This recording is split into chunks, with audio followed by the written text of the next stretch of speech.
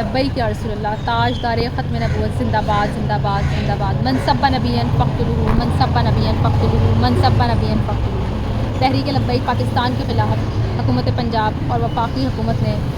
جو قلعدم کرنے کی سازش اچھائی ہے، میں اس کی سخت مذمت کرتی ہوں۔ تحریک لبیک پاکستان کے نہت کے قائدین اور کارکنان پر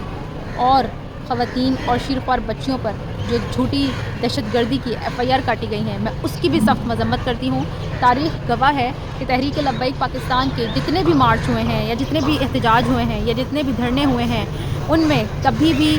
قائدین سے لے کر کارکنان تک کسی نے بھی ملک پاکستان کی املاک کو نقصان نہیں پہنچایا، بلکہ ہمیشہ اس کا تحفظ کیا ہے۔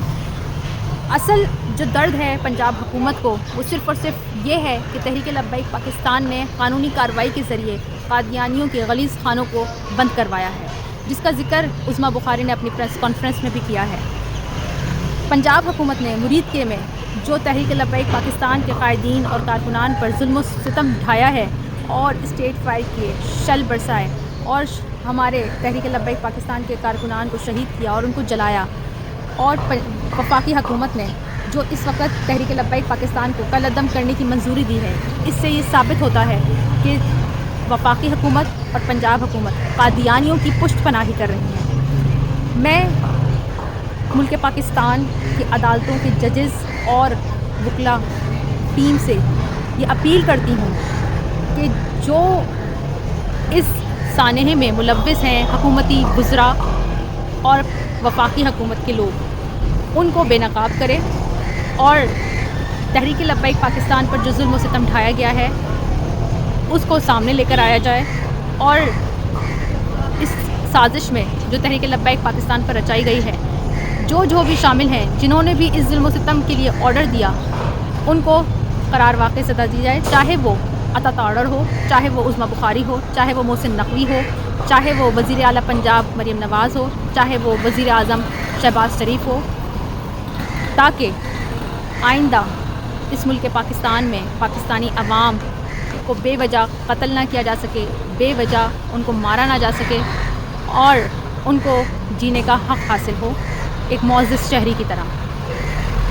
لبیک یا رسول اللہ، تاجدار ختم نبوت، زندہ باد زندہ باد زندہ باد، من سب نبی فقتلوہ، من سب نبی فقتلوہ، من سب نبی فقتلوہ۔ تحریک لبیک پاکستان کے خلاف حکومت پنجاب اور وفاقی حکومت نے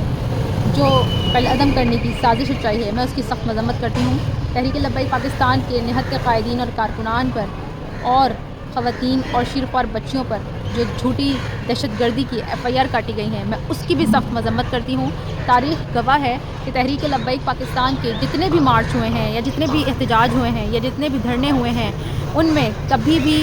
قائدین سے لے کر کارکنان تک کسی نے بھی ملک پاکستان کی املاک کو نقصان نہیں پہنچایا، بلکہ ہمیشہ اس کا تحفظ کیا ہے۔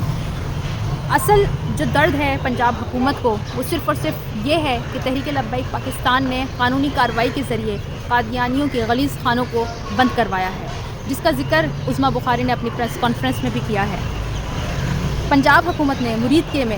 جو تحریک لبیک پاکستان کے قائدین اور کارکنان پر ظلم و ستم ڈھایا ہے اور اسٹیٹ فائر کیے، شل برسائے اور ہمارے تحریک لبیک پاکستان کے کارکنان کو شہید کیا اور ان کو جلایا، اور وفاقی حکومت نے جو اس وقت تحریک لبیک پاکستان کو قلعدم کرنے کی منظوری دی ہے، اس سے یہ ثابت ہوتا ہے کہ وفاقی حکومت اور پنجاب حکومت قادیانیوں کی پشت پناہی کر رہی ہیں۔ میں ملک پاکستان کی عدالتوں کے ججز اور وکلا ٹیم سے یہ اپیل کرتی ہوں کہ جو اس سانحے میں ملوث ہیں حکومتی وزراء